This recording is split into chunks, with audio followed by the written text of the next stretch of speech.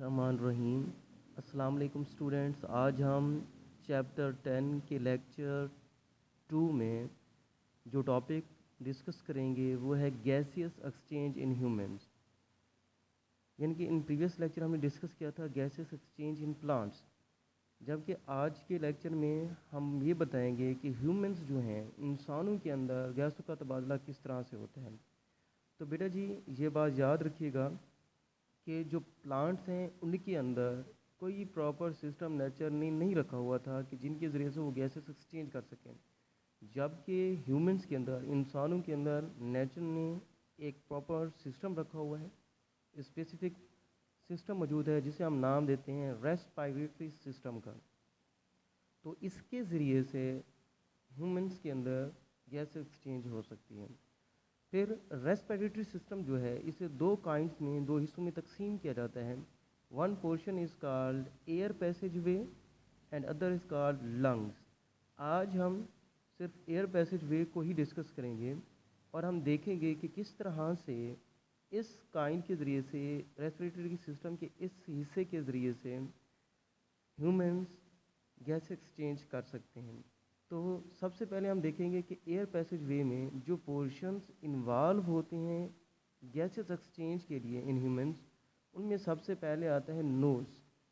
अगर हम बेटा जी नोज़ की बात करें तो नोज़ हमारे पास हमारे जिस्म का वो पोर्शन है जो कार्टिलेज का बना हुआ होता है, और इसके अंदर एक केविटी मौजूद होती है, एक खला मौजूद होती है जिसे हम नाम देते हैं नेज़ल केविटी का। तो इसकी वजह से नोज़ जो है वो इनक्लोज्ड होता है, और नेज़ल केविटी फर्दर एक वाल की वजह से, नोज़ वाल की वजह से दो हिस्सों में तकसीम हो जाती है, बाहर की तरफ खुलती है, और इसे हम नाम देते हैं नॉस्ट्रल्स का। इसके बाद ये जो नॉस्ट्रल्स हैं इनके अंदर म्यूकस और बाल नुमा साख्तें मौजूद होती हैं, जो कि यानी कि म्यूकस और बाल नुमा साख्तें मौजूद होती हैं। म्यूकस जो है वो टम्परेचर को नमी मुहैया करता है, यानी कि जो हवा होती है उसको नमी मुहैया करता है, जबकि जो बाल वगैरह होते हैं वो जो डस्ट पार्टिकल्स होते हैं उनको फ़िल्टर करते हैं, उनको नाक यानी कि नॉस्ट्रल्स या नेज़ल कैविटी के अंदर दाखिल नहीं होने देते। इसी तरह से अगर हम बात करें नेक्स्ट हमारे नेज़ल कैविटी की, तो उसके अंदर दो छोटे छोटे सुराख मौजूद होते हैं, नॉस्ट्रल्स। ये नॉस्ट्रल्स जो होते हैं ये फेरिंक्स के साथ जाके मिलते हैं, और फेरिंक्स जो है हमारे पास वो एक मस्कुलर पोर्शन है, मस्कुलर रास्ता है जिसके ज़रिए से ह्यूमंस जो हैं वो हवा का तबादला भी कर सकते हैं और ख़ुराक के मॉलिक्यूल्स को भी अपने जिस्म में से गुजार सकते हैं। इसके अलावा फेरिंक्स के साथ ही, फेरिंक्स के फर्श के साथ एक सुराख मौजूद होता है जिसे हम नाम देते हैं ग्लॉटिस का। तो ग्लॉटिस जो होता है ये भी खुराक यानी कि गैस के मॉलिक्यूल्स के गुजरने में मदद देता है। इसके साथ साथ ख़ास किस्म के टिश्यूज़ जो होते हैं वो एक पर्दा बना देते हैं ग्लॉटिस के गिर्द, जिसे हम नाम देते हैं एपीग्लॉटिस का। इसके बाद ये ग्लॉटिस और एपीग्लॉटिस जो हैं ये जाके खुलते हैं लैरिंग्स के अंदर, और लैरिंग्स जो है वो फर्दर एक पोर्शन में कन्वर्ट हो जाता है, जाके खुलता है, जिसे हम नाम देते हैं वोकल कार्ड्स का। और वोकल कार्ड्स में जब हवा के मॉलिक्यूल्स दाखिल होते हैं तब वहाँ पर वाइब्रेशन स्टार्ट हो जाती है, और इस वाइब्रेशन की वजह से वहाँ पर आवाज़ पैदा होगी, जिसे हम इसलिए हम लैरिंग्स को वोकल कार्ड भी कह सकते हैं, और इसे हम वॉइस बॉक्स का भी नाम दे सकते हैं। उसके बाद एक और पोर्शन जो गैस एक्सचेंज के इस एयर पैसेज वे के प्रोसेस के अंदर हिस्सा लेता है वो है ट्रैकिया। तो ट्रैकिया को हम वेंट पाइप का भी नाम देते हैं।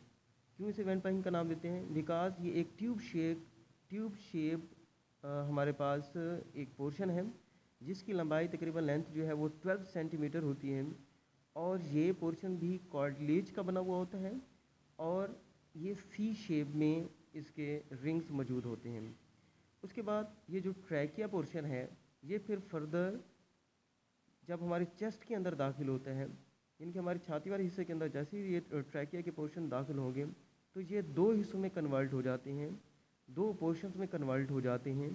इन पोर्शंस को हम नाम देते हैं ब्रोंकाई का।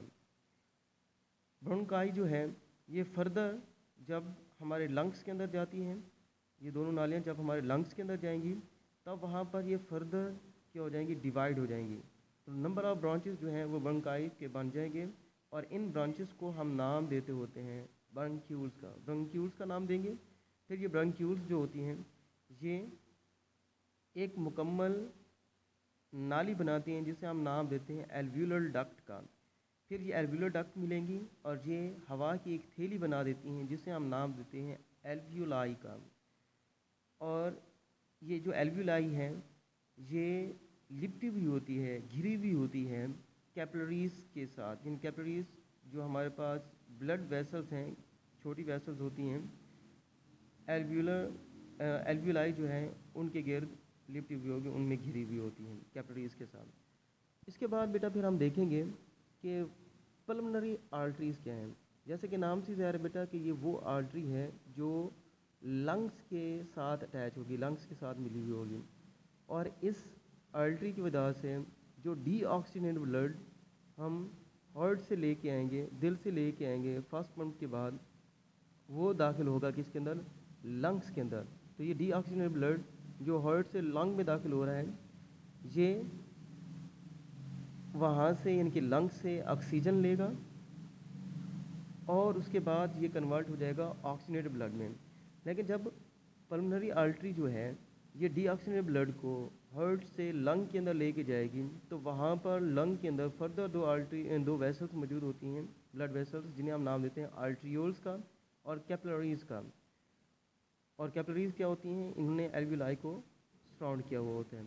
तो ये आर्ट्रियोल्स और कैपिलरीज जो हैं ये एक दूसरे के साथ मिलेंगी, ज्वाइन होंगी, अटैच होंगी और ये बना देंगी वेन्यूल्स। फिर ये वेन्यूल्स एक दूसरे के जब मिलेंगे तब ये एक वेन बनाएंगे जिसे हम नाम देते होते हैं पल्मोनरी वेन का। तो इस वेन का काम क्या है कि ये वेन जो है ये ऑक्सीजनेटेड ब्लड को वापस दिल में भेज देती है, हार्ट के अंदर भेज देती है और फिर हार्ट इस ऑक्सीजनेटेड ब्लड को जिस्म के बाकी पोर्शंस की तरफ ट्रांसफ़र कर देता है।